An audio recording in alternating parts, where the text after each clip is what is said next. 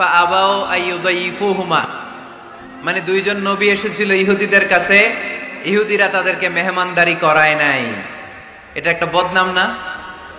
ওমরে ফারুক যখন রাদিয়াল্লাহু তাআলা আনহু মদিনার খলিফা, ইহুদিদের একটা দল ওমরে ফারুকের সাথে সাক্ষাৎ করে এসে বলে, ওমরে ফারুক, তোমাদের কোরআনে আমাদের ইহুদিদের ব্যাপারে একটা বদনাম আছে। কি বদনাম? এই আয়াতে তোমাদের আল্লাহ বলেছে ফাআবাউ আইয়ুদাইফুহুমা, মানে দুইজন পয়গম্বর এসেছিল আমাদের কাছে, কিন্তু আমরা এগরে খাওয়াই নাই, এরা ক্ষুধার্ত ছিল। কিয়ামত পর্যন্ত তোমরা এই আয়াত তেলাওয়াত করবার, মানুষ আমাদেরকে গালি দিবে। তো গালাগালির দরকার নাই, চলো একটা মিউচুয়ালে যাই। কি যাই? Mutual understanding. বেশি কিছু করা লাগবে না। এই ফাআবাউ আইয়ুদাইফুহুমার আবাউয়ের যে বায়ের নোক্তাটা, এইটা সরাই দিয়ে তুমি উপরে দুইটা নোক্তা দিয়ে এই বারে তা বানায় দিবা, তাহলে অর্থ হবে ফাআতাউ আইয়ুদাইফুহুমা, মানে দুই নবী আসছে আর ইহুদিরা তা করে খাওয়াইছে। ওমরে ফারুক বলে কি লাগবে? কয় এক নোক্তা চেঞ্জ করা লাগবে। কয় একটু দাঁড়ান। এরা তো মহা খুশি, আজকে আমাদের মিশন কমপ্লিট। ওমরে ফারুক ঘরের ভিতরে ঢুইকে একটা তলোয়ার নিয়ে আসছে। কয় কার কার লাগবে, এদিকে আয়। সব দিছে দৌড়। সুবহানাল্লাহ কইবেন না? আরে ওমরে ফারুক তো এমন সাহাবী ছিলেন যাকে দেখে মুনাফিকরা থরথর করে কাঁপতো। ওমরে ফারুক তো এমন সাহাবী ছিলেন যাকে দেখে শয়তানও কাঁপতো। বিশ্বনবী বলতেন, ওমর, মা সালাকা শাইতানু সালিকান ফাজ্জান ইল্লা সালাকা ফাজ্জান গায়রা ফাজ্জিক। ওমর, ইবলিস শয়তান যদি তোমারে কোনো রাস্তা দিয়ে আসতে দেখে, ইবলিস ওই রাস্তা থুইয়া অন্য রাস্তা দিয়ে চলে। আমাদের দেশে আমাদের ছেলেমেয়েরা যখন খেতে চায় না, আমরা বলি আম্মু তাড়াতাড়ি খাও, ভাল্লুক আসবে, বাঘ আসবে, বিড়াল আসবে, বলি না? আপনাদের বান্টিতে কি বলেন? আপনার ছোট্ট মেয়েটা রাতের খাবার খেতে চায় না, খাবার নিয়ে পিছে পিছে দৌড়াইতেছেন, মা খাও, কি আসবে বলেন? বিলাই। আর কি বলেন? আচ্ছা, শিয়াল আসবে, কুকুর আসবে, বিড়াল আসবে। মদিনাতেও মদিনার মায়েরা বাচ্চাদেরকে রাতে খাওয়াতে পারতো না, তখন বাচ্চাদেরকে বলতো, মা তাড়াতাড়ি খাও, হা হুয়া ইয়াতি ওমর, ওই যে ওমর আসতেছে। ওমরে ফারুকের নাম শুনলে ভয়ে চুপটি মেরে বাচ্চাগুলো খেতে শুরু করতে পড়েন। সুবহানাল্লাহ। এজন্য বিশ্বনবী বলেছেন, লা নাবিয়্যা বা'দি ওয়ালা রাসূলা, আমার পরে কোনো নবীও নাই, রাসূলও নাই, তবে লাউ কানা বা'দি নাবিয়্যুন লাকানা ওমর, আমার পরে যদি নবী হওয়ার কোয়ালিটি কারো থাকে, আমার ওমরের সেই কোয়ালিটি আছে। ওমরে ফারুকের কাছে আসছিল একটা নোক্তা চেঞ্জ করার জন্য, বারে তা বানাইতে পারছে? চাইনিজ ভাষা আমাদের কাছে যেরকম, কোরআনের তেলাওয়াত আমাদের কাছে অনেকটা এরকম। চাইনিজ ভাষার অর্থ জানি না, কোরআনের আয়াতের অর্থ জানি, কিন্তু এই কথা বললে কি আল্লাহ আমাদেরকে ছাড়বে? No excuse will be granted that day. সেদিন আল্লাহ কোনো এক্সকিউজ গ্রহণ করবে না। অনেক হিন্দু মুসলমান হয়, এরপরে তারা কোরআন বোঝে, আল্লাহ বলবে, হিন্দু হয়ে পারলো, তুই পারলি না কেন? জোরে বলেন ঠিক কিনা? এজন্য অর্থ বোঝার চেষ্টা করতে হবে। তাহলে আলোচনার যেই জায়গায় আমরা এসেছিলাম, আমার কথা বলছিলাম, আল্লাহ বলেছেন ইসলামকে তোমাদের ধর্ম মনোনীত করে আমি আল্লাহ খুশি। আমরাও বলে দিলাম, আল্লাহ তুমি যদি ইসলাম দিয়ে খুশি, আমরাও ইসলাম পেয়ে খুশি। জোরে কোন ঠিক কিনা? আমরা সব জায়গায় ইসলাম মানতে চাই, যতক্ষণ দেহে প্রাণ আছে ততক্ষণ পর্যন্ত ইসলামকে মানতে চাই, সব জায়গায় মানতে চাই, ইসলামকে আমাদের জীবনের আদর্শ বানাতে চাই, ঠিক কিনা? সাইয়েদনা ওমর ফারুক বলতেন, নাহনু কওমুন আ'আজ্জানাল্লাহু বিল ইসলাম, আমরা তো এমন জাতি যেই জাতিকে আল্লাহ তাআলা ইসলাম দিয়ে সম্মানিত করেছে। ফাইন ইবতাগাইনাল ইজ্জাতা বিগাইরিহি আযাল্লানাল্লাহ, ইসলাম রেখে দিয়ে কেউ যদি অন্য কোথাও সম্মান তালাশ করে, তাকে অপদস্থ করে ছাড়বে কে? আল্লাহ। এজন্য আমাদের সম্মান কোথায়? আমরা মুসলমান, এটা বলতে কি আপনাদের লজ্জা লাগে? পৃথিবীর যেই কোনো দেশে যাই, হিন্দুদের রাজ্যে যাই, বৌদ্ধদের রাজ্যে যাই, যেই কোনো ইমিগ্রেশনে দাঁড়াই না কেন, চিৎকার করে বলবো আমি মুসলমান। জোরে কোন ঠিক কিনা? We are proud of Islam. ইসলাম আমার অহংকার, ইসলাম আমার গর্ব, ইসলাম আমার আল্লাহর দেয়া ধর্ম। এজন্য ইসলামের বিজয়কে কেউ ঠেকিয়ে রাখতে পারবে না।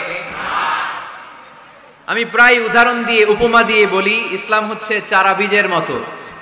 চারা বীজ মাটিতে ঢুকিয়ে দিলে এটা উপরের দিকে ওঠে, তো ইসলামকে যারা মাটিতে গেড়ে ফেলতে চায় তারা জানে না ইসলামের উপমাটা অনেকটা চারা বীজের মতো। ইসলামকে মাটিতে গেড়ে দিলে এটা কি হবে? জোরে বলেন, আরো জোরে বলেন। উপরের দিকে গর্জে উঠবে। এই যে উপমা দিছি এটা নিয়েও আবার অনেকে ভুল ধরে, আছে না নাই? আল্লাহ নিজেই কোরআনে উপমা দিয়েছেন, মাসালুল লাযীনা ইউনফিকুনা আমওয়ালাহুম ফি সাবিলিল্লাহি কামাসালি হাব্বা। যারা আল্লাহর রাস্তায় দান করে এই দানের উপমা হচ্ছে একটা চারা বীজের মতো। সুবহানাল্লাহ পড়েন। এই চারা বীজ থেকে 7টা শীষ বের হয়, প্রতিটা শীষে জন্ম নেয় শত শস্য দানা। আল্লাহ যারে চায় ইচ্ছা মতো রিজিক দিয়ে তার জীবনকে পূর্ণাঙ্গ করে দেয়। সুবহানাল্লাহ পড়েন।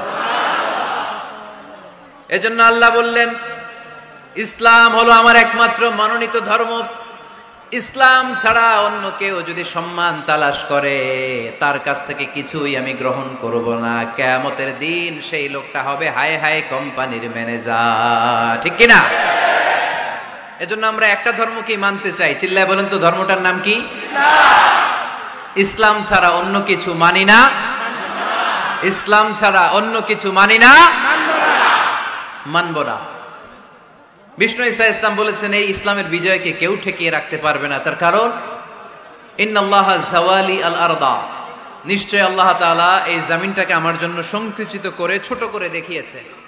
ফারাআইতু মাশারিকাহা ওয়া মাগারিবাহা, আমি এই পৃথিবীর ডানে বায়ে সামনে পেছনে সবটা দেখেছি। আর আমার চোখ যতদূর পৃথিবী দেখেছে ততদূর জায়গায় আল্লাহ আল্লাহু আকবারের ধ্বনিকে পৌঁছে দিবে। তাই এই ইসলামের বিজয়কে কেউ থামাতে পারবে না। গোটা বিশ্বব্যাপী আজ ইসলামের জয় জয়কার। কালিমা পড়ে অন্যান্য ধর্মের লোকেরা আজ মুসলমান হয়ে যাচ্ছে, ঠিক কিনা? আমাদের তাফসির মাহফিল গুলোতেও অনেক হিন্দু ভাইরা কালিমা পড়ে মুসলমান হয়, আপনারা শুনছেন? আলহামদুলিল্লাহ কইবেন না? আলহামদুলিল্লাহ। গোটা বিশ্বের সবচেয়ে নির্যাতিত ধর্মের নাম হচ্ছে ইসলাম, সবচেয়ে নিষ্পেষিত, খালি মাইর খায়। ফিলিস্তিনে মাইর খায় কারা? মুসলমান। কাশ্মীরে মার খায় কারা? ইরাকে, বার্মায়, আমাদের টেকনাফে, গোটা বিশ্বে মুসলমানেরা মার খায়। কিন্তু তারপরেও বিধর্মীরা তাদের ধর্ম বাদ দিয়ে এই ইসলামের ভেতরে ঢোকার জন্য প্রতিযোগিতা শুরু করে দিয়েছে। ইউরোপ আমেরিকাতে মসজিদের সংখ্যা বেড়ে যাচ্ছে।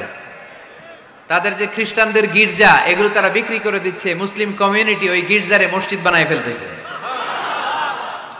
এই ইসলামের বিজয়কে কেউ ঠেকায় রাখতে পারবে? যেহেতু ইসলামের বিজয় অবশ্যম্ভাবী, আমরা ইসলামের সাথে মিলে থাকতে চাই, মিশে থাকতে চাই, আমরা বিজয়ের অংশীদার হতে চাই। কি আছে ইসলাম ধর্মে যে কারণে গোটা বিশ্বে ইসলাম নির্যাতিত এবং নিষ্পেষিত হওয়ার পরেও ইসলামের জয় জয়কার? আজকে আমাদেরকে জানতে হবে কি আছে ইসলামে। What is the characteristics of Islam? কি বৈশিষ্ট্য রয়েছে এই ইসলামে? কি বৈশিষ্ট্য দিয়ে আল্লাহ তাআলা বৈশিষ্ট্যমণ্ডিত করেছেন? আজকে এই সংক্ষিপ্ত পরিসরে ইসলামের 10টি বৈশিষ্ট্যের কথা আমরা শুনবো, আওয়াজ করে পড়েন ইনশাআল্লাহ। আপনাদের হিন্দু বন্ধু আছে না? এই হিন্দুদের সাথে যখন কথা বলবেন উল্টাপাল্টা কথা না বলে এই 10টা পয়েন্ট নিয়ে আলোচনা করবেন। আপনাদের অফিসে হিন্দু কলিগ আছে না? তাদেরকে যখন ইসলামের দাওয়াত দিবেন এই 10টা পয়েন্টের আলোকে কথা বলবেন, পারা যাবে? আপনাদের এই ব্যবসা প্রতিষ্ঠানে এই বান্টি বাজারে হিন্দু ভাইদের দোকান আছে না? পাশে যদি মুসলিম ভাইয়ের কোনো দোকান থাকে তার সাথে যখন আলাপচারিতা করবেন তখন এই 10টা পয়েন্ট নিয়ে কথা বলবেন। দেখবেন ইসলামের সৌন্দর্য দেখে সেও কালিমা পড়ে মুসলমান হয়ে গিয়েছে।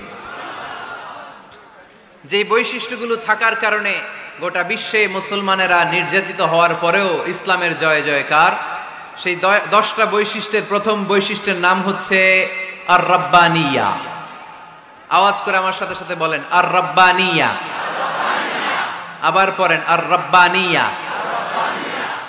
এর মানে হচ্ছে এই ধর্মটা রবের টেক কেয়ারে চলে, এটা রবের দেয়া ধর্ম, এটা মন মস্তিষ্ক প্রসূত কোনো ধর্ম। পৃথিবীর অনেক ধর্ম আছে মানুষের বানানো, ইচ্ছে মতো ধর্মগ্রন্থের মধ্যে যা মনে চায় লিখে দিছে, এরকম ধর্মগ্রন্থ আছে না নাই? কিন্তু আমাদের কোরআনের যতগুলো আয়াত, যতগুলো সূরা, এর একটা আয়াতে কেউ কোনো চেঞ্জ করতে পারছে? কোরআনের একটা শব্দে কেউ কোনো পরিবর্তন ঘটাতে পেরেছে? একটা নুকতার মধ্যে চেঞ্জ করতে পারছে?